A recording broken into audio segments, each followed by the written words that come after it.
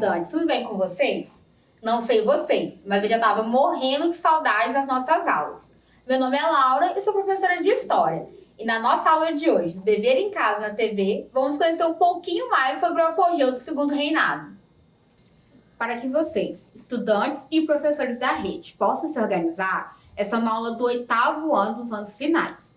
Hoje vamos trabalhar com a habilidade que identifica e analisa o equilíbrio das forças e sujeitos envolvidos nas disputas políticas durante o primeiro e segundo reinado.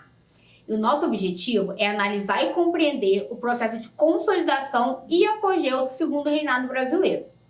Antes de começarmos a nossa aula, aproveite e já marque sua presença. É bem fácil, basta apontar a câmera do seu celular para o QR Code que está aparecendo aqui na tela. Agora que você já marcou sua presença, pega a câmera fotográfica e mala de viagem que a nossa aula já vai começar.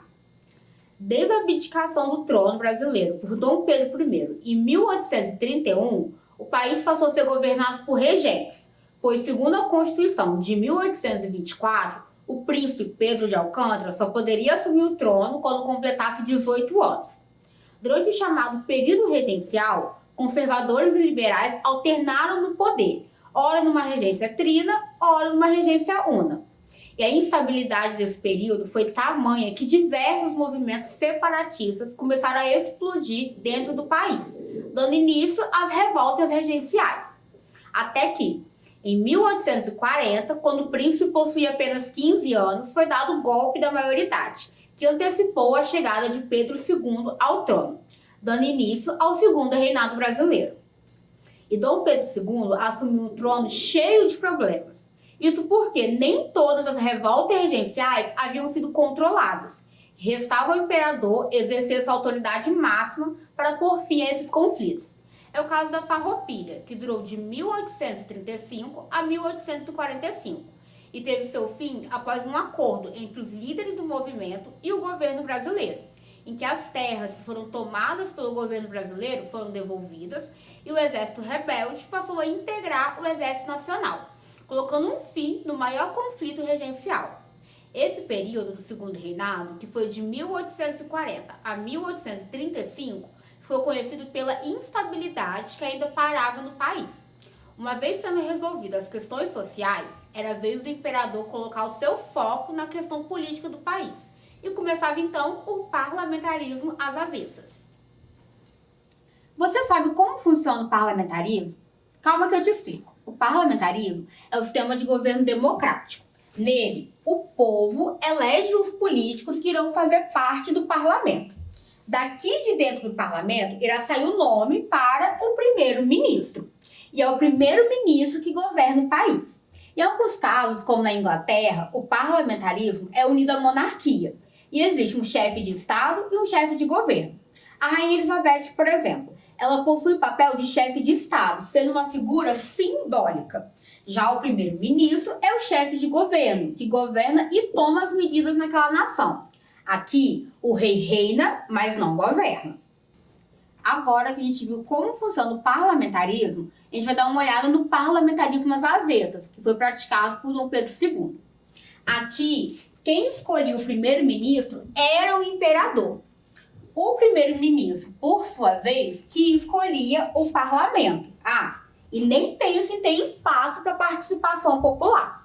Esse sistema ficou conhecido por parlamentarismo às avessas, pois dava a impressão de estar ao contrário do normal. Alguns jornalistas da época diziam que aqui o rei reina, governa e administra.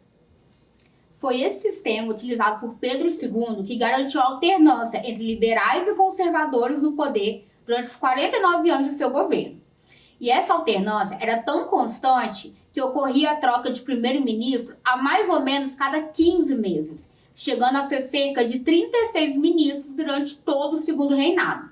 O que leva a essa famosa charge aqui, que a gente consegue ver o imperador como se fosse um carrossel fazendo a subida e a descida, ora de conservadores, ora de liberais, e o povo só rodando tudo. Como dizia o escritor José Murilo de Carvalho, nada mais conservador do que um liberal no poder e nada mais liberal do que um conservador na oposição. Isso porque, enquanto estavam no poder, os políticos procuravam manter-se leais ao imperador, visto que quando estavam na oposição, demonstravam suas verdadeiras insatisfações. Isso de ambos os lados. Passada a década de 1840, em que o imperador buscava por estabilidade, chegamos à década de ouro do Império, ou melhor, o apogeu do Segundo Reinado. Esse período foi de 1850 a 1870 e teve 3 fatores principais: o café, as ferrovias e os imigrantes. Esses fatores juntos trouxeram ao país desenvolvimento econômico e tecnológico. Vamos dar uma olhadinha? A plantação de café já ocorria no Brasil, porém foi a partir de 1850 que o plantio passou a ser voltado para o mercado externo, fazendo do produto o número 1 nas exportações brasileiras por 110 anos seguidos, de 1850 a 1960. E até hoje o café está entre os nossos carros-chefes de exportação. Mas voltando ao Império, a economia cafeira pode ser dividida em 2 fases. A primeira fase aconteceu no Vale do Paraíba, no Rio de Janeiro, por conta da proximidade da região com o Porto do Rio. E foi lá que surgiram os Barões do Café, título dado a esses fazendeiros. Porém, as plantações eram super desorganizadas, pois não era uma monocultura. Isso é, se plantavam outros produtos além do café. Junto a isso, as plantações eram feitas em encostas, e a mão de obra responsável por essa plantação era escrava, podendo um escravo ficar responsável por até 100 pés de café. E acreditem, é muita coisa. Já a segunda fase ocorreu no Oeste Paulista. Dessa vez, as terras eram exclusivas para a plantação do café. E essa plantação era feita em um terreno plano e de forma organizada em extensas fileiras. Já a mão de obra utilizada era do imigrante europeu, que entre os vários motivos foi trazido por ser uma mão de obra especializada. E diferente da primeira fase, onde o transporte das sacas era feito de mula e muitos grãos se perdiam, aqui no Oeste Paulista começou o investimento em ferrovias. Assim era possível garantir que toda a produção chegasse até o porto, evitando qualquer tipo de prejuízo financeiro. Ah, e por falar em imigrantes, eles tiveram um papel fundamental durante o apogeu do Império. Isso porque, em 1835, ocorreu no Haiti a única revolução de escravos bem-sucedida do mundo. E essas ideias logo se espalharam, o que influenciou a revolta dos malês ocorrida aqui na Bahia no mesmo ano. Corria por todo o globo, então, o medo do haitianismo. E junto a isso, teorias racistas começaram a se espalhar. Acreditavam que a Europa só era desenvolvida porque era habitada por homens brancos e que para o Brasil, enfim, se desenvolvesse, precisava do homem branco. E foi aí que entrou a tal da política do embranquecimento. Era uma política que tinha como objetivo trazer imigrantes europeus para embranquecer a população brasileira. Acreditava-se que se isso fosse feito, até o final do século passado, não iriam existir mais pessoas negras no país. E foi aí que entraram os imigrantes europeus. Por conta das guerras de unificação italiana e alemã, muitos procuravam sair da Europa em busca de melhores condições e eram abordados por brasileiros nos portos, com propostas irrecusáveis. Você vai para o Brasil com tudo pago, trabalha numa fazenda de café. Quando a plantação der lucro, o fazendeiro irá dividir com você e depois você vai ter dinheiro para poder comprar as suas próprias terras. Era uma proposta tentadora, só que não funcionava bem assim não. Imigrantes chegavam no país e iam para a lavoura. Quando as sacas de café eram vendidas, chegava a hora de dividir os lucros. Só que não. Lembram da viagem cara de navio que o fazendeiro pagou para esse colono e toda a sua família vir para o Brasil? Ela era descontada no valor dessas sacas. Sabe as ferramentas que ele usou e o aluguel delas também? Eram todos descontados, sem falar na hospedagem e na comida. No final, o imigrante se tornava um escravo por dívidas. Claro que notícia ruim logo corre por aí. Os países europeus passaram a proibir a vinda de seus cidadãos para o Brasil. O governo brasileiro, interessado na política de embranquecimento ou branqueamento, tratou de intervir e acabar com esse sistema que levava o nome de parceria. Começava então o colonato. Nele, o governo pagava passagem, alimentação, moradia, além de dar um auxílio para esse imigrante recém-chegado. Isso porque, além do interesse de embranquecimento da população, o medo do haitianismo fez com que o governo e os fazendeiros preferisse os escravos isolados nas fazendas do que no convívio com a sociedade. E via no imigrante a mão de obra para substituir o africano escravizado. Porque, além disso tudo, o tráfico negreiro acabava de ser proibido, limitando o acesso à farta mão de obra que serviu o Brasil pelos 300 anos. Todos esses fatores ajudaram para que o Brasil passasse por um surto industrial. Começava então a Era Mauá. Você já ouviu falar dessa tal de Era Mauá? Mauá é um município de São Paulo e também foi dado como título de nobreza. Irineu Evangelista de Souza era banqueiro e político e recebeu o tal título de Barão de Mauá. Ele foi pioneiro na industrialização do país e ajudou a impulsionar grandes empreendimentos. Ajudou nesse surto industrial que o país passou. E esse surto se deu graças a dois grandes fatores: a Tarifa Alves Branco e o fim do tráfico negreiro. A Tarifa Alves Branco foi uma taxa alfandegária criada pelo ministro da Fazenda do mesmo nome. E ela funcionava da seguinte forma: caso algum país ou empresa estrangeira quisesse trazer os produtos para o Brasil e aqui não houvesse produto similar, seria cobrado taxa de 30%. Mas quando existisse um produto similar aqui e mesmo assim a empresa quisesse trazer o seu, deveria pagar ao governo uma taxa de 60%. Isso fez com que o consumo de produtos nacionais aumentasse, além de equilibrar a balança comercial do país, que é quando o lucro é maior do que o prejuízo. Além disso, com o fim do tráfico negreiro, em 1850, com a Lei Eusébio de Queiroz, a chegada de imigrantes europeus aumentava e junto deles vinha a mentalidade do operário organizado, que exigia por salário e direitos.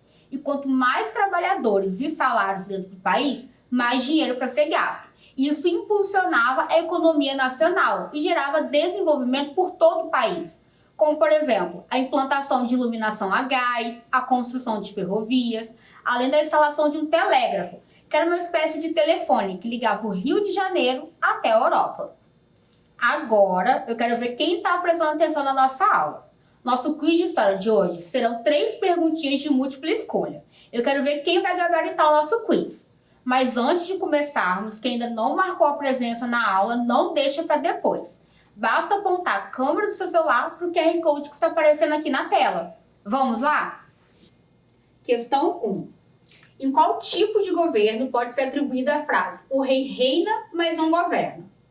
A. Presidencialismo. B. Parlamentarismo. Ou C. Monarquia.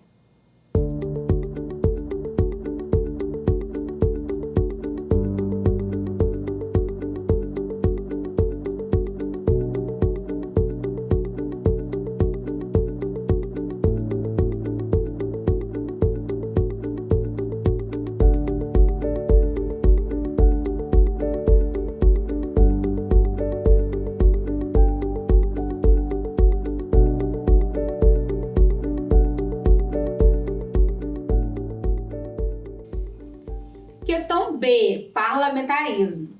Nesse tipo de governo, a figura do rei é apenas simbólica, sendo o primeiro-ministro o chefe de governo. Questão número 2. Nesse tipo de sistema, o imigrante se tornava escravo por dívida. Que sistema é esse? A. Colonato. B. Diáspora. Ou C. Parceria.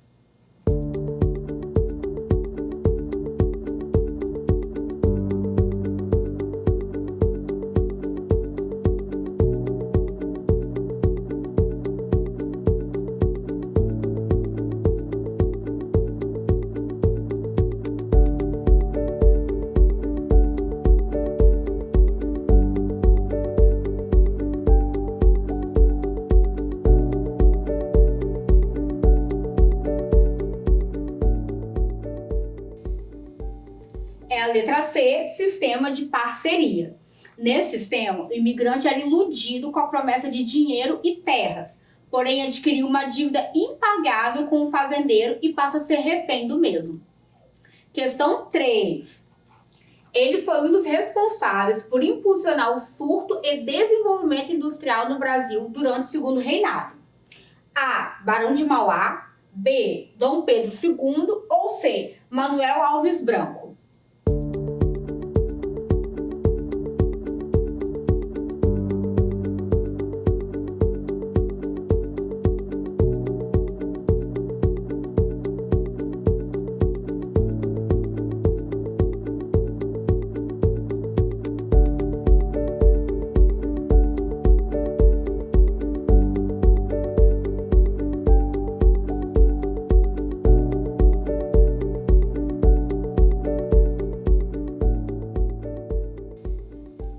Alternativa A, Barão de Mauá.